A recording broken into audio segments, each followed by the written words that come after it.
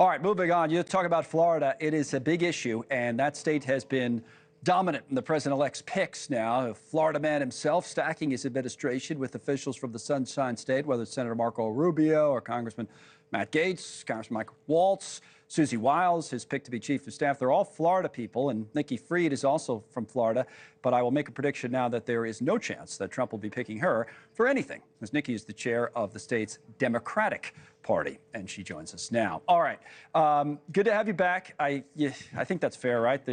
We won't, you surprised us. The Gaetz pick kind of that surprised me. You never know, right? This state has changed, and you've seen it. How much of this change in your state's politics is directly related to Donald Trump? Significant, and you're seeing it play out in national TV and international news.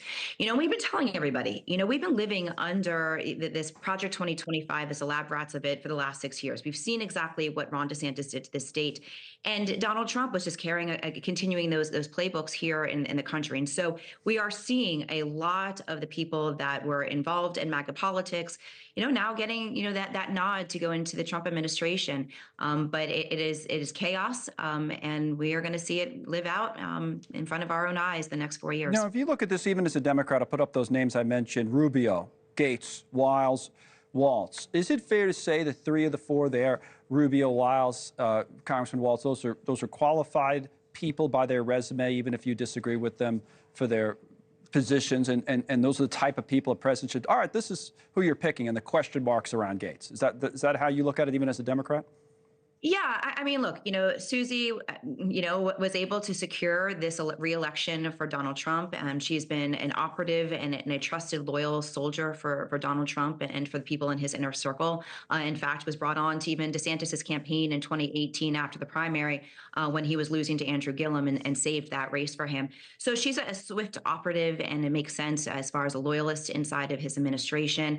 And Marco certainly has been a U.S. Senator, was Speaker of the House. However, Marco has no backbone.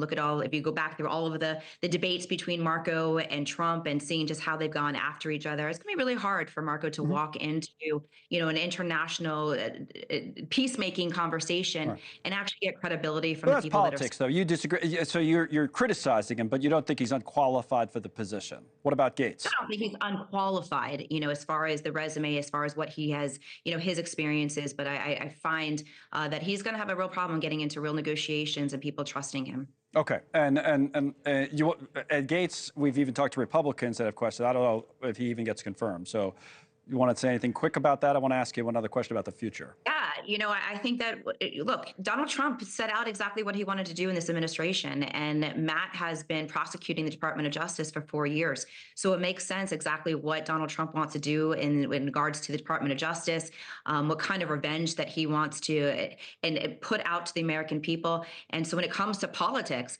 there's no one been more loyal to Donald Trump and somebody who's been carrying his case for the last 8 years. All right, a couple of things. Talk about the future, okay?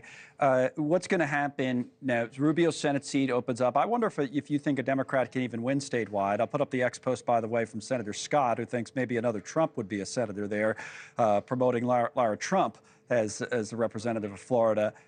So, do you think a Democrat in this day and age can win in Florida? Stu, you've run statewide. Yeah, and I won statewide in 2018 as the last statewide elected Democrat, which was only 6 years ago. Seems like a long time ago, the way politics are, doesn't it? It feels like forever in politics, but it was six years ago that I was the first Democrat to win Commissioner of Agriculture in over 20 years, the first female ever elected in the South to Commissioner of Agriculture. So it comes to the point that Florida right now has almost a third Democrat, Republican, Independent.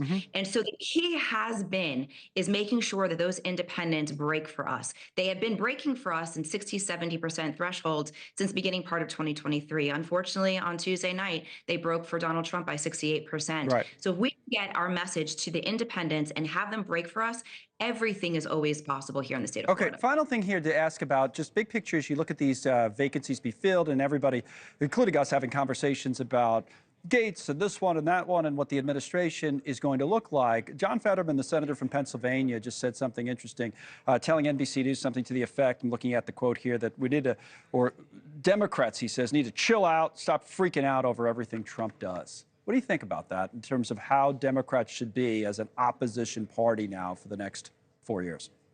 I mean, that's the obviously internal conversations that are happening at the state level, the local level, the national level, is what exactly are we going to do in the next 2 years when we don't have Congress, we don't have the Senate, we don't have the White House.